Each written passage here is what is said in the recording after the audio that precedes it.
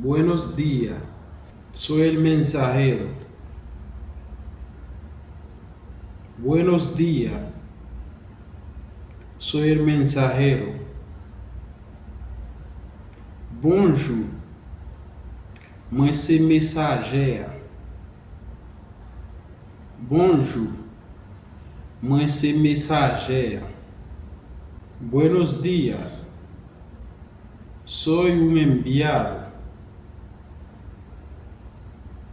Buenos días, soy un enviado. Bonjour, moi c'est un envoyé. Bonjour, moi c'est un envoyé. Buenos días, soy un profesor. Buenos días, soy un profesor. Bonjour, moi c'est un professeur. Bonjour, moi c'est un professeur. Buenos días, soy un doctor. Buenos días, soy un doctor. Bonjour, moi c'est un docteur. Bonjour, moi c'est un docteur. Buenos días, soy un chofer. Buenos días, soy un chofer. Bonjour, moi c'est un chauffeur.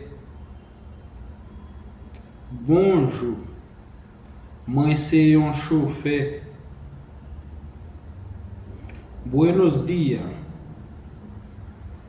soy un propietario. Buenos días, soy un propietario. Bonjour, moi c'est un propriétaire. Bonjour, moi c'est un propriétaire. Buenos días, soy el dueño de ese motor. Buenos días, soy el dueño de ese motor. Bonjour, moi c'est mettre moto ça. Bonjour, moi c'est mettre moto. Buenos días, soy el jefe de aquí. Buenos días, soy el jefe de aquí. Bonjour, moi c'est chef ici. Bonjour, moi c'est chef ici. Buenos días, soy campesino. Buenos días, soy campesino. Bonjour, moi c'est mon province. Bonjour, moi c'est mon province. Buenos días, soy extranjero. Buenos días, soy extranjero. Bonjour, moi c'est étranger. Bonjour, moi c'est étranger. Antier yo te vi y no me diga que no eras usted. Antier yo te vi y no me diga que no eras usted. Avant hier, moi te wè et puis gaudi c'est pas tout. Avant hier, moi te wè E pi gao dim se patou. Si era yo comprando una cosa.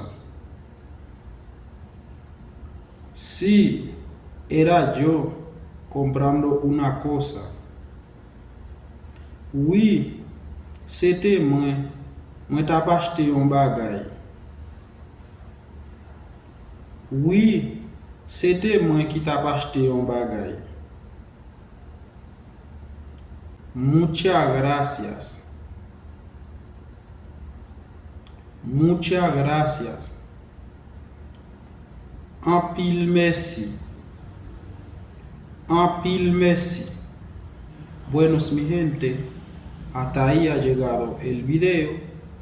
Lo que le puedo decir, si eres nuevo en el canal, no te has suscrito, suscríbese al canal para que sigas recibiendo su clase español traducida en creol idioma haitiano. Así que ya ustedes saben, deja un comentario más o menos para yo leerlo y contestarlo.